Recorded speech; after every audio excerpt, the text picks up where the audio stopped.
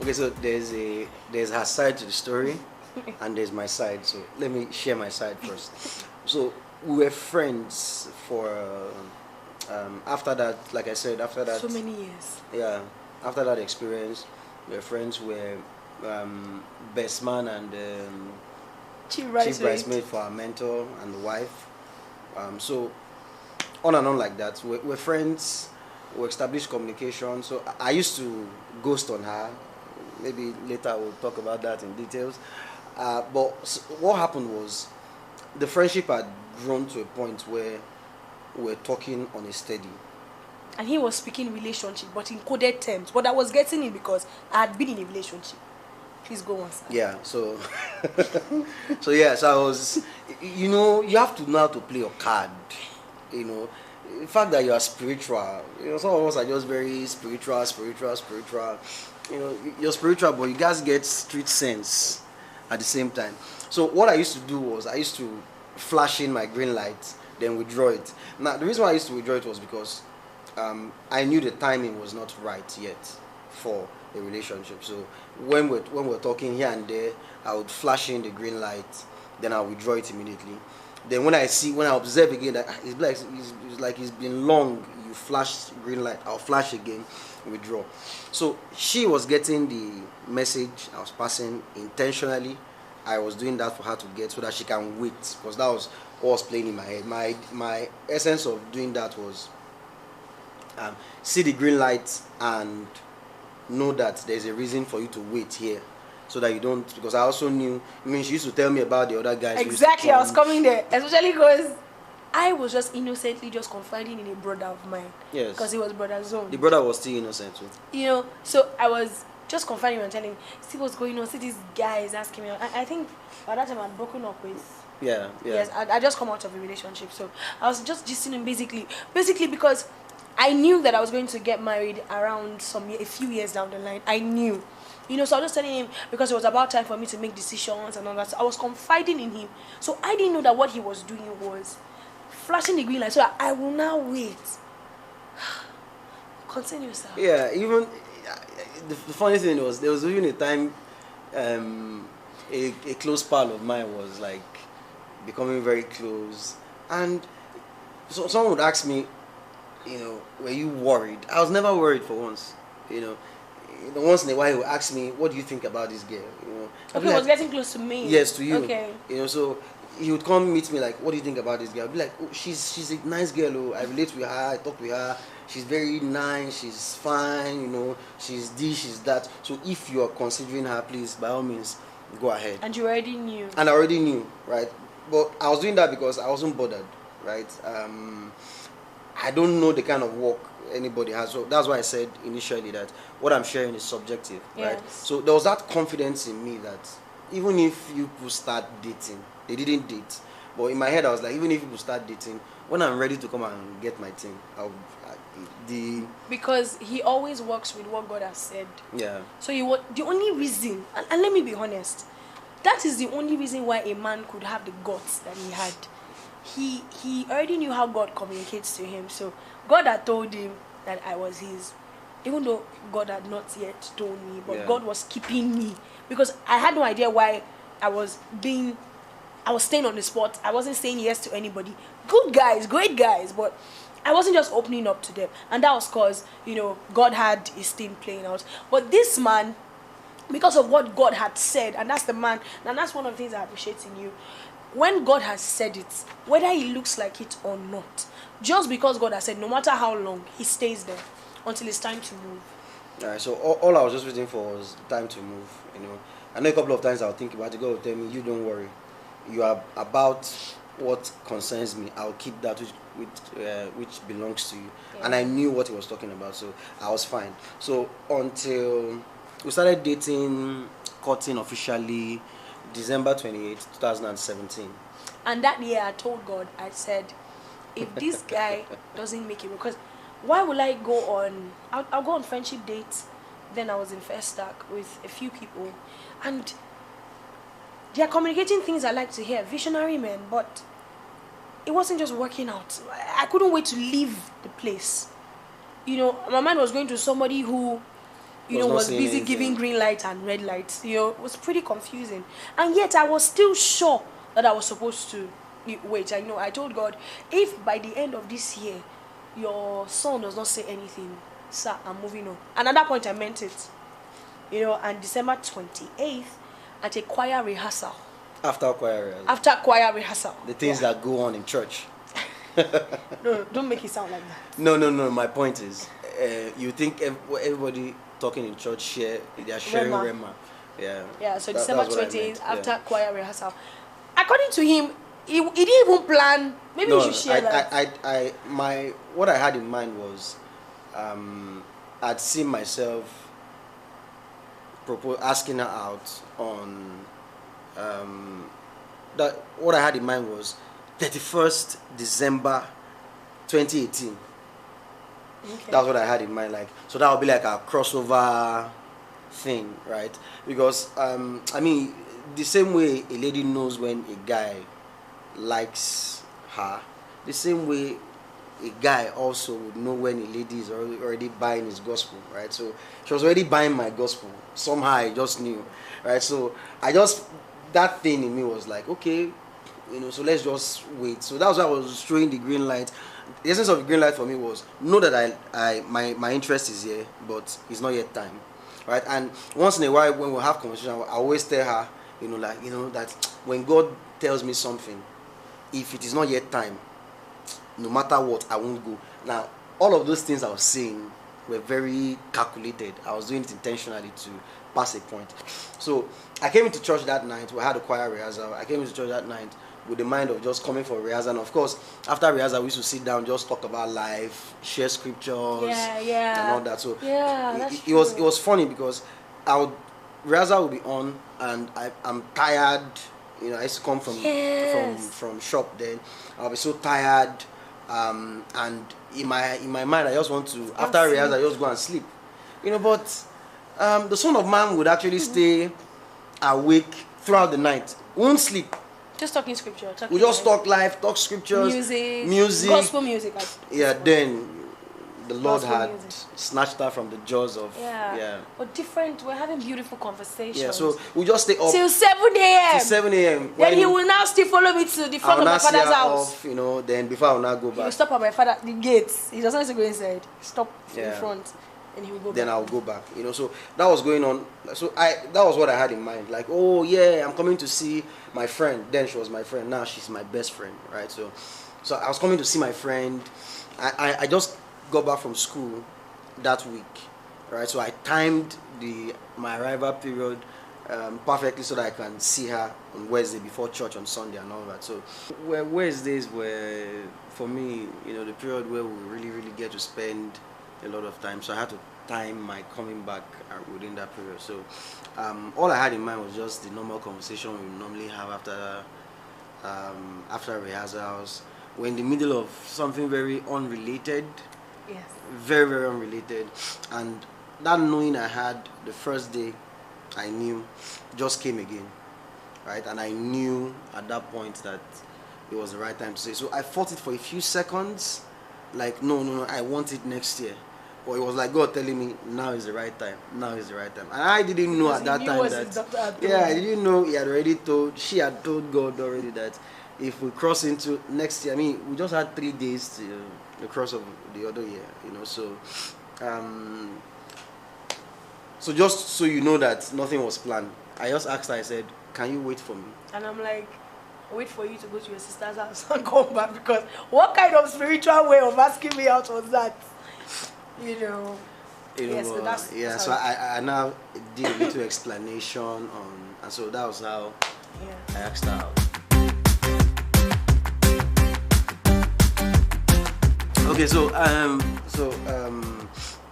said before that I wasn't planning on asking her out that day. Yeah. So I think people would normally rehearse what to say, how they're going to say it, then be anxious.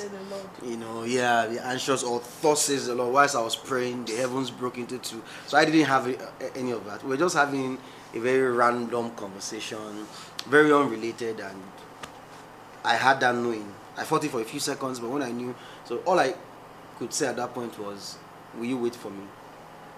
And after I said it, she was like, wait for you to do this or to do that. So I now had to explain what the whole will you wait for me. So but the key line, the punch line will you was, wait for me? will you wait for me? And it was very unromantic. Yeah. Being asked out in the church. Exactly, and they're not using the Prophet Elijah line. Will you wait for me? Like, who does that? But after he explained, and oh my God, his explanation was too visionary for me not to buy into. You know, he was showing me where his eyes were onto, and you know that did it for me. Because will you wait for me? Yeah.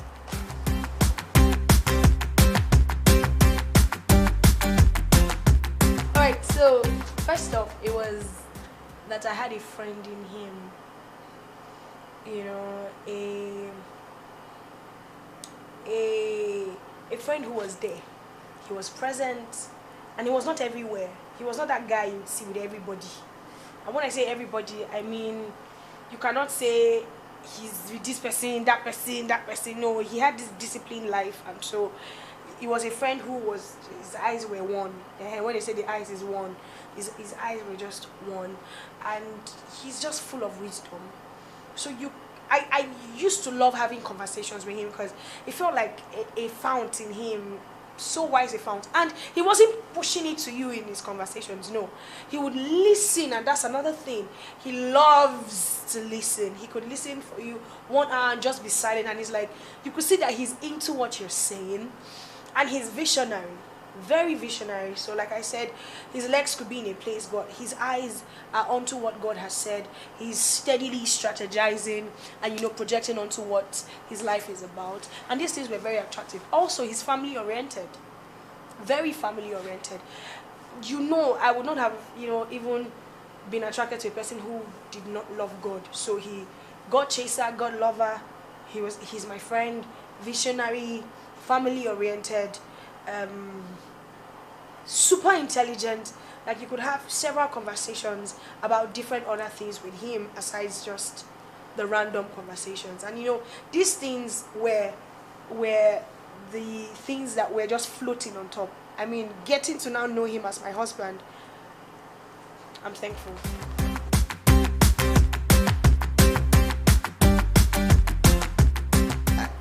It's both ways, but I would say the first thing for me was God has said, right? At that point, you know, there's a way you can be in a relationship and you're still considering options and all that. For me, it was an issue of if there's something that can't be, maybe something we don't agree on, it's not something to separate us, it's something we need to work on to get to a consensus, right? So, but it was both ways for me. You could have conversations with her and you're living with wisdom, right? So there are times when something happens, I want to react, you know, in a wrong way, and she tells you, no, this is not how to go about it, you know. And I mean, if you look at me then and now, dress sense, you know, she had to teach me that. Yeah, that's totally, you know, if you had left me then, maybe I would have worn a suit on a palm, because I just love palm, you know. And for me, wearing palm on things that don't go, for me, was like I was being creative, right? So I think there's a balance to having a mind of your own. So I've always had a mind of my own, but sometimes that having a mind of your own can put you into trouble, right? So I was that way. So I really didn't care. And if I had worn a suit on a palm and you say this is not how to dress, I won't have listened to you. But being that this is someone I love, right, and I know that we're doing life together, and in every conversation we had, you could always tell that she was looking out for me, right? So it's a different thing when someone is communicating and the person is trying to shape you to what they think an ideal person should look like. That's selfish, right? But she was always looking out for me, you know. Apply perfume. I was not a perfume person, you know. So use perfume, use deodorant, you know, steady, you know, do this, this is how to dress, and sometimes just to pass the point, well, she would get that kind of clothes and send, right, and say. So when you see someone doing all of that, and it wasn't just this, right, the wisdom was so high for me. She had drive. She knew what she wanted, and she was always going for it, right? I mean, you don't want to get married to someone who you have to drag through life. You have to convince the person, you have to be serious. She had that going on for her. Somehow, she's, that man side, I can handle things on my own, and yeah, balance to all of that is also very, very important. Very important. And you have to learn that, right? But Yes. that, all of that, then, I mean, she loved God. She loves God. She still loves God. And can we tone down on the spirituality and say, Yeah. my husband fine. Yeah, and he fine. My wife is pretty. He yeah. fine. Yeah. Yeah. So yeah. Yeah. Because Fine you girl. can't leave out attraction. No, you and can't. Physical attraction. Sorry if I didn't say it. Please. Physical attraction. Marry someone you're physically attracted to. I am important. physically attracted to my wife. Like, Lord, right? So don't you won't always be speaking in tongues. Exactly. You won't always be studying the Bible. You won't always be high. You won't always be high. Sometimes you just want someone you can just be proud of. Just look at them and like, woo, like damn, you're fine. Yeah. So that's important. Very important. Yeah.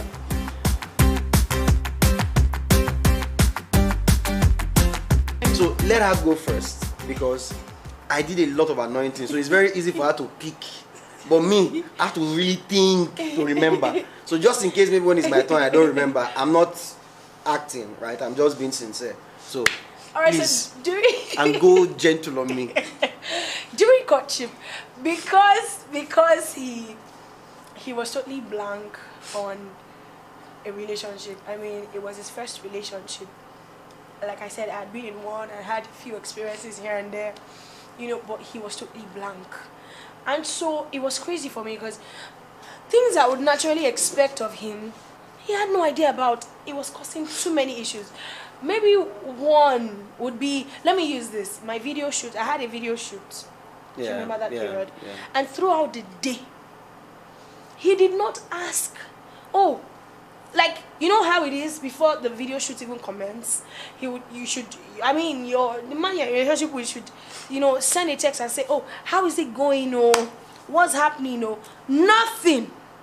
I didn't hear from him. Not a word. It was in the evening when the video shoot was done. It occurred to me that the person I'm in a relationship with did not reach out to me. So I had to now call him and say, sir, I had video. Do you remember that I had video shoots today? And he's like, oh, I'm sorry. I've been so busy. And in my head, I'm like, so these things kept occurring. The negligent Let me give you part. another one. Okay, what? Another one. Okay. On our first anniversary. He did not remember. So That's anniversary in courtship. In courtship. Yeah. So what happened was, I used to just go off on the world. Yeah. Right, because I love having retreats. Right, so I do that back to back here and there. So that would entail me turning off my phone, going off social media and all of that. So I think 2 or 3 days before that day, I'd gone off like that, right? Just kaboom. And it's easy. I should have just communicated and told her, but nothing. His family members were calling me. Where is Ike? Where is Ike? I said, how can I now? How would I explain to them that even I do not know where he is? So I'd always been used to being a lone ranger. Yeah. Where you don't have to confide in anyone, just talk basic stuff and all of that. So that was what informed that. Throughout that day, we couldn't reach so each she other. sent a gift. Yeah. I didn't remember it was even an anniversary, because for me, like, big deal. It's just we have not married, right? So you're just cutting. So what's the big deal? And so, for me, I think that it's very important. Celebrate tradiversary. Yeah. It's just traditional wedding. You did your, white wedding, but still celebrate those things. Those things are just memories. And I think this message should also go out to, ministers, every one of us in the ministry, you know, let's ensure that that balance is present. Do not be so high up there in your retreat, your study. Let's know that it is marriage even before ministry. All right, you have to cater to these things. Be there for your children, be there for your wife. Husbands, be there for your wife. Wives, be there for your husbands. It's very important that we create that balance so that there is no imbalance. All right, I know you want to retreat for several weeks. I mean, why can't she retreat with you? Yeah. Why can't both of you have those moments together? So it's very important, very important. You know, so those were the annoying things he did. But I mean, look at him now. He's a changed bottle of wine. So I think for me, which was a wisdom thing for me, actually, I didn't have it. So here's what used to happen then.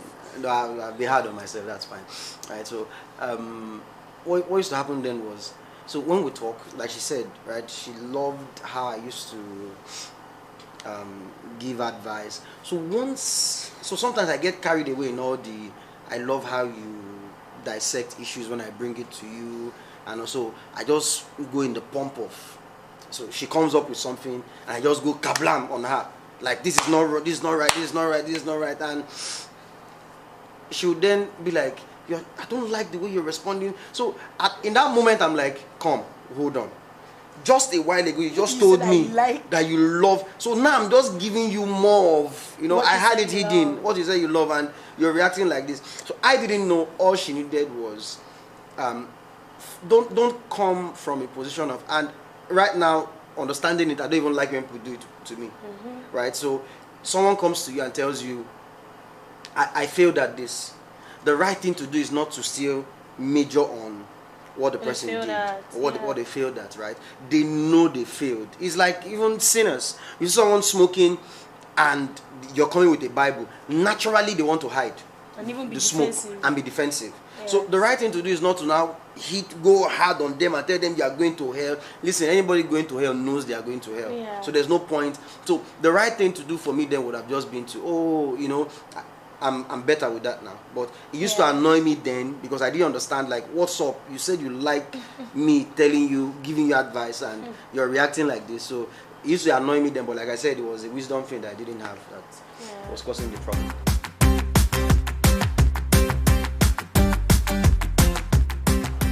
So I asked her out in December 28th. Yeah. And my spiritual dad, normally towards the end of the year, stays away. He stays alone. He's usually on retreat, and immediately after that, he does that till the turn of the year, crossover service. After crossover service, he travels straight up to the east.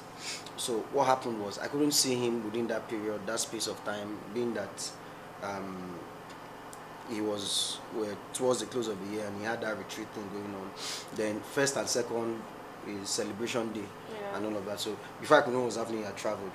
But that January, I was going back to the east. Yeah. He was in the village. So you got to see So him I there. went to see him in his house at the village and told him, I just asked your daughter out on December 28th, so and so.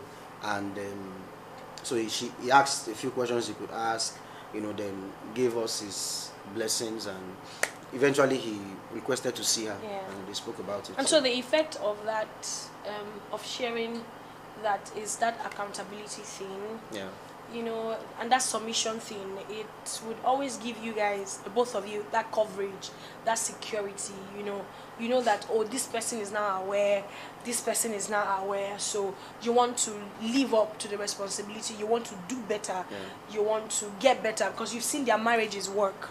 So you want to be accountable. You want to show, even because I'm also interested in knowing who you're submitted to. And I mean, we're submitted to the same spiritual father, Reverend Donatus Obi, and also we had an amazing mentor that, you know, we've seen their marriages work. So this is what this thing does for you. It shows that you're accountable, you're submitted, and you know you're willing to make this work. And also who you can once in a while also report certain situations to, so you can get clarifications on. Very important.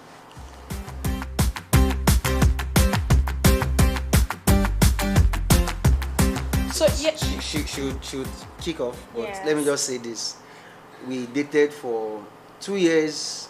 We courted for 2 years and how many months? I can't remember. Maybe 6 months or so. Yeah. 8 months. Yeah. Thereabouts. And on paper, that's what it looks like. But we broke up in that 2 years and For like 1 year. we broke up for like which kind of 1 year? We broke up for like No, 1 year now you're exaggerating. and 3 months. You're exaggerating. So if you subtract, He's if exaggerating. you subtract 1 year and 3 months from 2 years and 8 months, the remaining months is when we did You're it. exaggerating. I'm the one that was keeping record because she was always the one breaking up with me. She just, you know what, I'm done. And I'll be like, I used to, okay, I think I should have said this. I used to annoy me. So this is what she used to do, is to annoy me. I'll be like, but we are convinced because that's how I reason. I'm like, God told you to be here. God told you to be here, but you were not nurturing what God gave to you. So that's my mindset was not minding what we see, right? Would walk through. And you know how it works? She didn't have that mindset. I didn't have that mindset. Yes, so just confess. Because confess you didn't have that mindset. Hey, if you're gonna stress me out, no, let's not do this. I can't stand this. So you said, I'll be like, I had a level of understanding that he was not operating from because he didn't have an idea of what a relationship should be. Yeah. So it felt like a lot of work. Like, how won't you know you're supposed to call?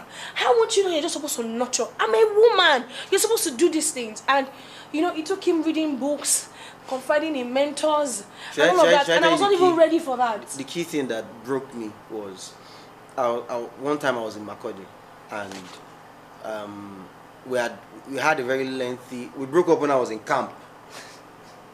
When I was in NYSC camp. Now that day, soldier just pursued me. You know how camp can be when they are hurrying everybody. Soldier just pursued me. Then she called me. As I was still trying to catch my breath, she called me. Like, you don't call, you don't check up, even though you're in camp and all that. So I was like, do you know how busy this? On a norm, maybe I would have answered that question gently, but I was just chased by soldiers. Please. I just said. So I was like, do you know how busy? So she was like, you know what? That was the exact word she used. You know what? I'm done. And you know how it is. So I was like, you are done? I'm done too. And I ended the call. And I'm like, see this one.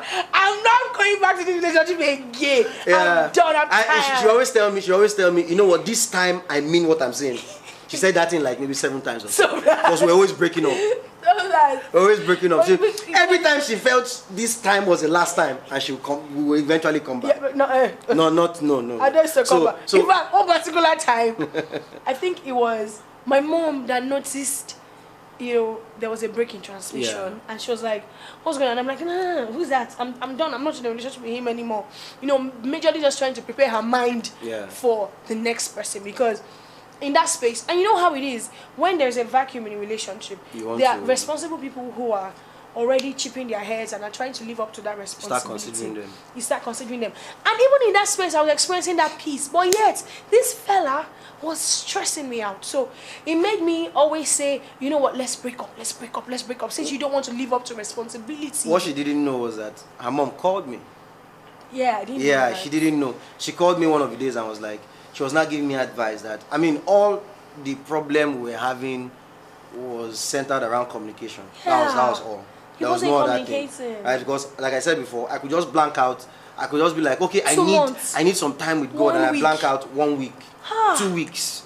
Turn off my phone, nobody's reaching me, no communication. He didn't say anything. So it was terrible, right? So she could take it for a while, and after some time she's like, I'm just done. blow up. And so mom called me and was giving me advice that you have to follow a woman, you have to be communicating and all that. And before courtship it was not like that, so it felt like no, but I used to do it a little then. Yes, but you were not like that. But you were more present before courtship than even when we now entered courtship. Because I'm like, one day I told you, I said, if this is how you were doing, it will not have been Yeah, I had to tell him, But I right now in this place, I can understand because after losing his parents, he went into himself. Nobody at all. Like, imagine being a lone ranger, basically. So now, right now, I understand that it took him a lot of work to get here. But over there, any lady, anybody. Yeah, would have broken up 7 times with me. I mean, any right-thinking person who is not desperate Would have broken up 7 would have times. broken up Or like 10 several times. 7 times. I mean. several So times. what broke me actually was after we came out of camp, where I think that breakup was the longest we had. I think we went for like 5 months or so. Yeah. You know, so the day we finally mended everything, I remember where I was. I was under one mango tree opposite the house where I stayed, and so I was telling God, I was like, God, I mean, I want to. Why am I like this? Yeah. Right. So it was like I was having a conflict. There was this part of me that really wanted to be all that I was supposed to be, and there was this part of me that was hardened already. You know, this is how you are. This is your Lone Ranger thing. So it was a conflict kind of thing. So I was telling God, I was like, and I was crying, right? And that's why, you know, when she was talking when we started, she said something about your relationship with God, friendship, and there's really nothing you can't discuss. Yeah. I don't believe there's nothing we shouldn't pray about. Yeah. Right, so what I did was I took it up in prayers, and I'll pray, I'll tell God. Now that was the first time I really broke down in tears about it. But over and over again, I always tell God, I'll be like, God, I want to be a reflection of your love to your daughter, just the same way Christ is a reflection of love to the church. I mean, Christ is the groom of the church, and we are his bride. The same way you love the church is the same way I want to be a reflection of that love to your daughter. And even after that time, we still had we had issues here and there, but every single time, I think what God was compensating me for, you know, was he was seeing my heart. He saw that I was genuine. For issues, address the issue and do not slander the person. And always remember that whilst you are having conflicts can be a ladder to understanding yourselves. Yeah, let me. I remember this. Right after we got married, I had a conversation with her boss, right? And shout out to Mr. Easy. Yeah, shout out to Mr. Easy T. All right, so he said something very striking. I'm not sure he remembers telling me this, but it stuck with me. So he told me, he said, now you guys are married, please understand that misunderstanding is an opportunity to understand each other better, right? And when he said that thing, it was like, whoa, you know. And so what happens for me now is whenever we have any reason to have a misunderstanding, I'm not happy we're having a misunderstanding, but I'm happy I'm at the same time. yes. Right? Because that gives us that. If you see misunderstanding the way it is, what it's telling you is that there's an issue here that you guys have not reached a consensus on. Right? That's all it's saying. It doesn't mean that your partner is bad, and it doesn't mean that you're bad. Right? I mean, two of you grew up from different backgrounds. You're exposed to different environments. You even have issues with your siblings that you were born with. Yeah. In the same house. You grew up with. Right? So anytime misunderstanding comes, for me it's just like, woo, this is something that we've not trashed out, and this is an opportunity for us to reach a consensus on it. You know, so like she said, separate issues from persons. There's no need, you know. Let me give a very good example. Let's say there's a difference between this thing is dirty and you are a dirty person. Yes. This is how you always do every time. When you move from this thing is dirty to you're a dirty person, you're attacking the person. And no, it's rare to find people who react right when they're attacked. Yeah. Because once you attack a person, the person goes defensive. Yeah. Have you ever seen anybody? Why do you think people go to court? Right? They go to court, go to lower court, go to another court. You did not defend yourself. Oh, sorry. Is it because it's from me? Yes, it's from you. Oh, so wow. I'm at peace. Thank you. You know, go to court, go to appeal court, go to Supreme Court. If there was another court after Supreme Court, they would have gone. You know why? Nobody wins an argument. Right? So, whilst you are, the judge might have said you won the case, but because it was an argument, it was point against point. It's point. Let me prove my point. Now, when you are in an argument, as the person is talking, you are picking. You're not listening to hear. Come on. You're listening to attack. So the fastest way to get someone into that mode is to attack the person. Once you tell the person you are a dirty person, the person is already thinking of, because you too, you have your own. Come on, yeah. Right? So is the it because person, I'm not talking? Yes, is it because I'm not talking? So the person is going past the point of there's something to fix here too. You're attacking me, I have to give you the same thing. Yeah. Right? So as much as possible, we avoid that. Not even as much as possible. We don't do it. Right? We don't. Right? So, but if you catch yourself doing that, the right thing to do is afterwards apologize. I was sorry here. I shouldn't have reacted the way I reacted. I shouldn't have said this. I don't think there's anything apology can fix. Come on, yes, especially a sincere apology. Sincere one. I always say that after apologizing, a true apology is a changed behavior. Yeah, yeah. So after saying I'm sorry, ensure you're not just saying I'm sorry just for the moment. Ensure that you mean it, and then it's sorted.